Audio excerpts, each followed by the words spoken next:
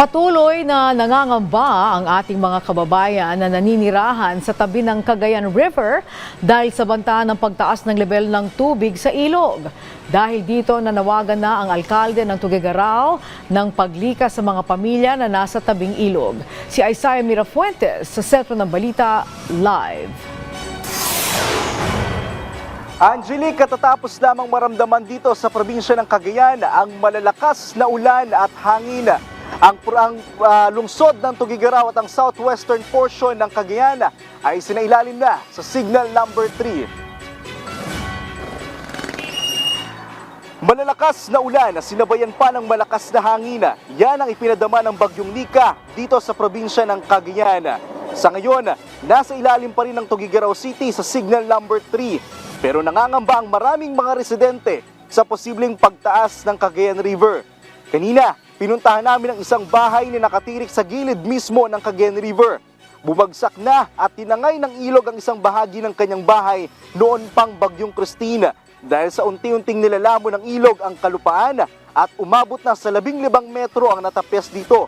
Kaya sa ngayon, nangangamba sila na baka umakyat pa ang level ng ilog at lumaki pa ang lupang tatangingin ng Cagayan River. Habang sa barangay na Mabalansur at barangay Gadang Apari ay may mga bahay na rin na nasira dahil sa malakas na hangin. Ang iba pa nga ay bumagsak na bunsod ng bagyo. Samantala, nananawagan na rin ang alkalde ng Tuguegarao na si Mayor Myla Tingke na lumikas na ang mga nasa tabi ng Cagayan River sakaling tumaas pa ang level nito. Handa naman daw ang kanilang lokal na pamahalaan sakaling kailanganin nilang magsagawa ng rescue operations. Maging ang pinamimigay ng mga food packs ay nakahanda na rin. Sa huling ulat, nasa 18 pamilya na ang kinakailangang ilikas sa buong lungsod ng Tuguegarao. Ngunit nangangamba ang Tuguegarao LGU dahil kulang na ang kanilang budget. Kulang po.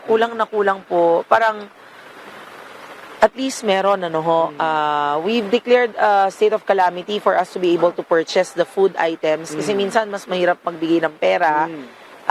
Mas madami tayong matutulungan pagdating sa food items. Angelique, nasa likod ko ngayon itong Cagayan River. Ang Cagayan River ay nakadugtong sa Isabela kaya nangangamba ang maraming mga residente dito dahil kung sakaling bumaba na ang tubig mula sa Isabela ay paniguradong mas tataas pa ang level ng tubig dito sa Cagayan River. Sa ngayon, nasa 2.5 meters na ang taas ng tubig dito. Ngunit malayo pa ito sa critical level na 4 meters. Balik sa iyo, Angelique. Okay, maraming salamat sa iyo, Isaiah Mirafuentes.